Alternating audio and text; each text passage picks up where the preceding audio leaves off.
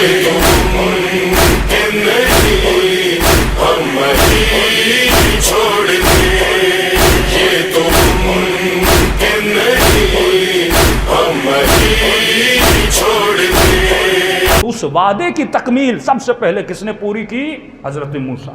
لیکن موسیٰ کو بھی وقت نہ ملا کہ حکومت الہی کو قائم کرے۔ کتنا تنگ کیا بنی اسرائیل نے۔ جب آپ قرآن پڑھیں گے، میں بارہا ممبر سے کہتا ہوں، یہ پڑھنے کی کتاب ہے، رکھنے کی کتاب نہیں ہے، چومنے کی کتاب نہیں ہے، گلوں کی برسات کی کتاب نہیں ہے۔ جس طرح گھر میں دوسری ڈائجسٹ کو پڑھتے ہو، یہ کتاب بھی پڑھا کرو، اس میں بھی اللہ نے کچھ آپ کے لیے لکھا ہے، آپ کے لیے ہدایت میں لکھا ہے۔ وہ امام حسین جو آخری رات ایک مہلت مانگتے ہیں، بعض جا کر کہہ دو حسین کو آخری رات عبادت کرنی ہے۔ مولا کیا کرنی ہے؟ کہ قرآن پڑھنا ہے، مجھے نماز پڑھنی ہے۔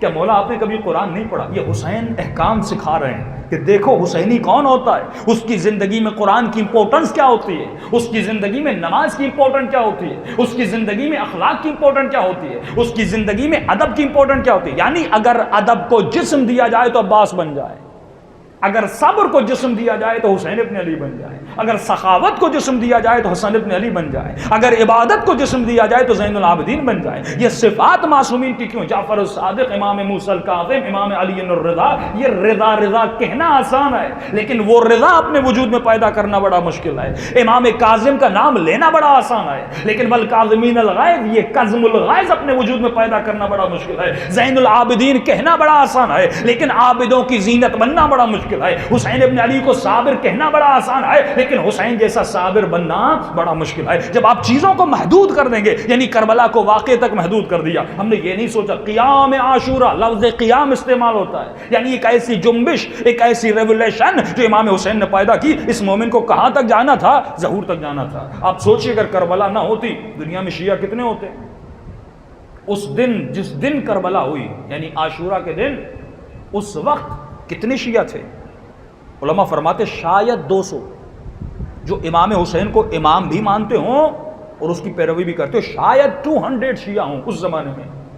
لیکن جیسے امام حسین کا زمانہ گزرتا ہے، میں عرض کر چکا پچھلی مجالس میں کہ امام سجاد نے 20,000 غلام خریدے، ان غلاموں کو آزاد کیا، وہی غلام چھٹے امام کے شاگرد بنے، شیعہ بڑھتے گئے۔ وہ امام جو بلاتے تھے کوئی آتا نہیں تھا، امام حسین تبلیغ کرتے تھے، امر بالمعروف کرتے تھے، وہ لوگ اپنے کانوں میں انگلیاں ڈال دیتے تھے کہ حسین ہمیں تمہاری آواز کو نہیں سننا، ہمیں احکام الہی کو نہیں سننا۔